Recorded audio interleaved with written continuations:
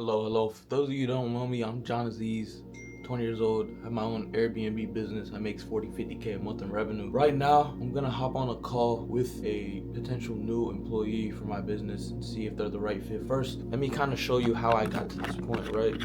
So a big part of my business are on Airbnbs, right? So I need good cleaners because the cleaners are basically the baseboard of my fucking business. So you might be thinking, John, how do you find cleaners? So I'm about to give you some free game here. So what I do is I usually put something into a Facebook group, real estate Facebook group. I'll say, hey, I'm looking for cleaners. And then because of that, all these people snap back looking for a job, right? So since that happened, I have a cleaner responsibility sheet. So then I send this to them. Basically saves me a bunch of time weighing the ones out that aren't the right fit, because for my business, I feel like I average pay the cleaners $4,000 to $6,000 a month depending on the volume of cleans, because with Airbnbs, they can come in and out depending on the booking. The booking can be 1 day, 2 days, 1 week. So each property could have 1 clean per week or 5 cleans per week. It really depends on how many bookings come in. So right now is 11:55. I'm about to hop on the call with the dude at 12, and then I have another call at 3 p.m. and I'll see which one's the right fit. These two out of like the 10 that I sent the PDF to seem to be the best fit for it because they have a team. Because the problem that I'm facing is whenever I hire people and they don't have teams with them, then they do a worse job. For example, like last week there was a huge football game in the city and I was bringing in 15K on the weekend, $15,000. So because of that, there were 5 cleans in 1 day, and they all have to be between 11 a.m. and 4 p.m. because guests check out at 11 a.m. and new guests check in at 4 p.m. So the clean has to get done during that time frame. So the cleaner fucks up because she is a 1-2-man crew. So then she fucked up, resulted in me having to pay $1,400 in reparations and refunds towards the guests because he messed up a bunch of cleans. So what I'm doing now is I'm hiring a new set of cleaners because I'm about to go to Egypt in literally a couple days. So right now it's December 12th. Let it focus. December 12th. I leave on December 15th in the morning, so I really only have like 2 days to get everything situated. Like, yeah, I could stick with the cleaner. I've been doing cleans right now, but I want to have the peace of mind when I'm overseas. Nothing happens. I can enjoy my time. What I'm letting you guys know is that when you're onboarding people onto your business, it's gonna be trial and error. 20 years old, I've hired and fired about 6-7 different cleaners because it's trial and error. You got to see who fits right for your business, and then eventually you're gonna have that superstar employee that does everything that they need to do. But until then, make sure you're weighing out the dead weight in your business. If you're paying people and they're not doing their fucking job, then they gotta go. It doesn't matter what their situation is. Why should I have this person keep working for me if they're gonna mess up my business, mess up my reviews, mess up my cash flow? Especially when you're hiring somebody that you may know. I can't have friendships and family and business involved with each other because that's when shit goes bad. This is not my first situation that I've hired somebody through somebody I know. I've had different encounters in business with that as well. One thing I'm gonna tell you guys is hiring employees through friends, hiring employees through family is not a good idea. I'd recommend just stay away from that as much as possible. It's 11:59. We're about to hop on this call right now and evaluate the situation.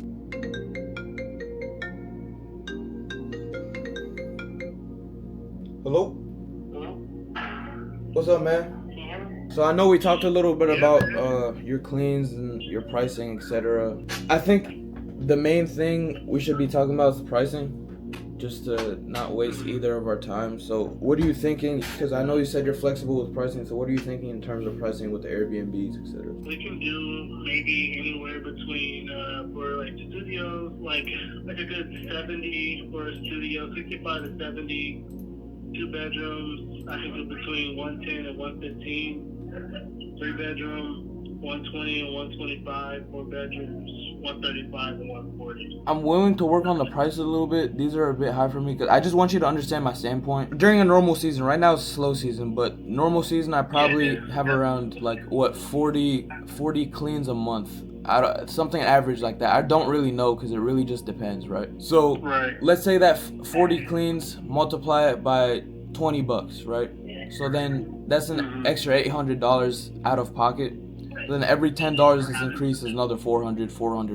So that's why I tend to try to keep my pricing a bit lower because it really eats out of the revenue. With that being said, like there are a lot of expenses and I gotta leave some meat on the bones for myself as well. So that's why I have my pricing set up the way it is. So that's. Let me ask you something. Are you a super host on any of your properties?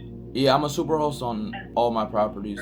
That's amazing. I love to hear that. So that means you're definitely doing pretty well with that. Yeah. And we want to keep it like that. So, Exactly. I understand your pain point absolutely. My pricing is just kind of where it's at. We might be able to work it a little bit lower.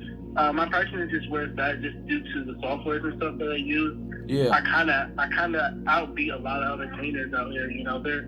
So what I got out of this conversation is he's seems to be on the shit, seems to have everything included into his cleans and businesses and stuff, what I'm looking for. These prices need to fucking come down.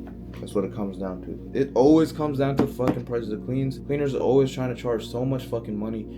For example, there could be a clean for my Airbnb. Someone uses one bed, everything is fucking clean. They'll get paid the same amount of money versus if they actually have to clean it or not. So that's why I like to keep prices down. Think about it. If I have 40 cleans a month and I pay an extra $10, $400, extra $20, $800, extra $30, $1,200. So you see how you have to keep the prices of the cleans low so then you can end up putting money inside of your pocket.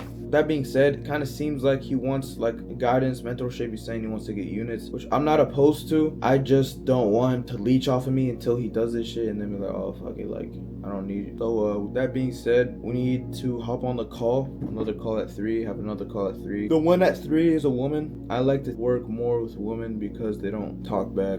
I mean, if you're a woman watching this, I don't mean it like that, but if I tend to work with guys, males, especially around my age, we can beef, clash heads, shit can happen. But if I work with women, I'm more of the masculine man.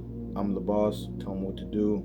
I'll tell them what they fucked up on, but that's kind of how I look at it. So we're gonna see this one at 3 p.m. and see if she's a good fit too. This guy's a good fit. Prices are too far off. I think this might not end up working out because of the pricing, but we'll see. And I'm kind of like the person that you always want to talk to, and I'm kind of a little bit of a control freak with everything. You know, I have to make sure that, you know, the schedule goes out to the right people and, you know, everything's done the way I want it. So yeah, I use Turno app, Postway, so many different ones, Guesty, Breezeway. So it just depends on the client.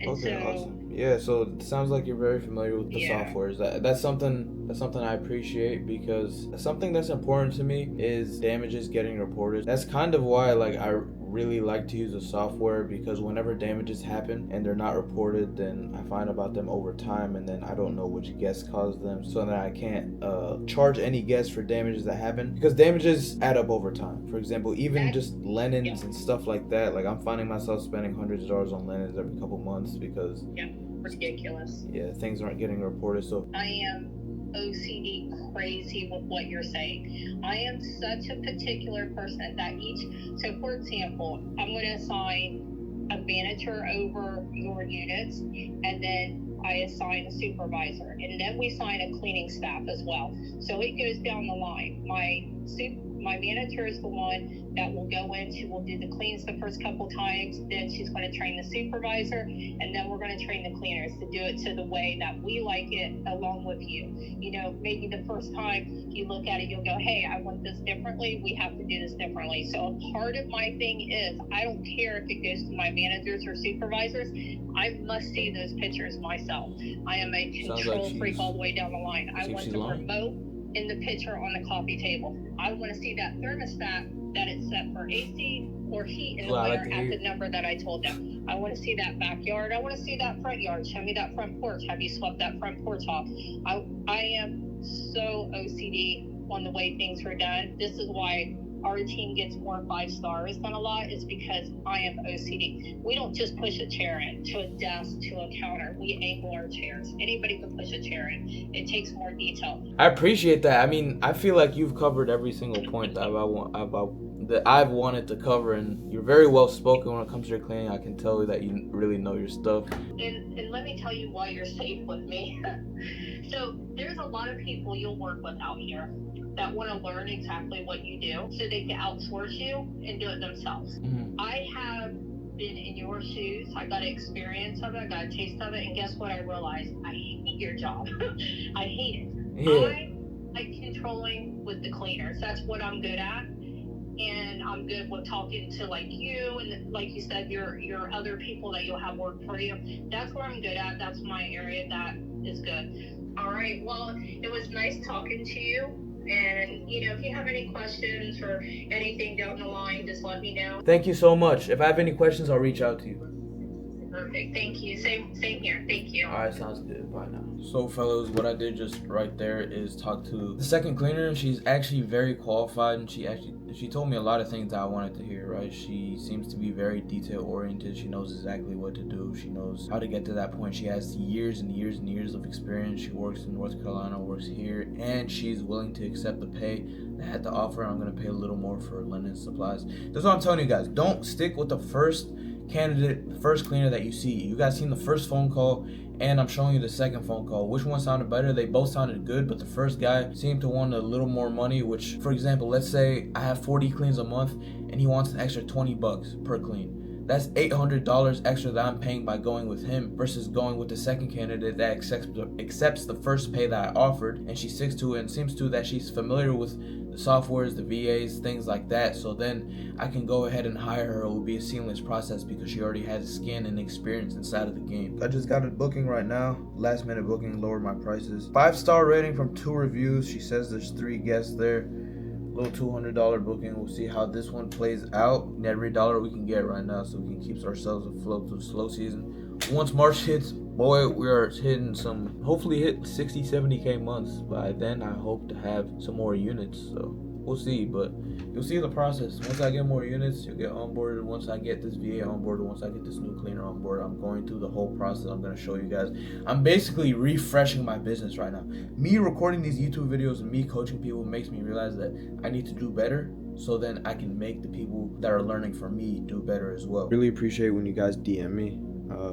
Just like this person right here. I'm gonna blur out the name. This shit motivates me more than I'm motivating them, to be honest. So when you guys leave these DMs on my Instagram, I really do appreciate it. If you're an editor, I'm gonna tell you guys right now. The people inside my DMs are saying they're an editor, they do thumbnails for me, etc. I'm not currently looking for somebody at this moment, but once I'm looking to outsource the YouTube stuff more, then I will let you guys know. But at this time, please don't DM me asking to edit for me. Please don't DM me asking to make thumbnails for me. At this given moment, I'm okay, but the shit might change in a month, and I'll let you know once it changes. Even if you guys are hearing this, you guys are still gonna DM me, so I don't even know what the point is. I can't blame you, because the more leads you hit, the faster you'll get to your goal, the more clients you will achieve. I'm not trying to discourage you. I'm just telling you, at this moment, I'm not looking for it. I don't want to waste your time. I appreciate you for watching my videos. I hope you stick and stay. That being said, right now I'm about to go catch a lift at the gym downstairs because I'm feeling very lazy. I'm about to go to Egypt in about 2 days now. I haven't packed a single thing because I don't really give a fuck, right? I pack everything random last second because that's just the type of person I am. So you guys are gonna see that. I'm gonna bring this camera.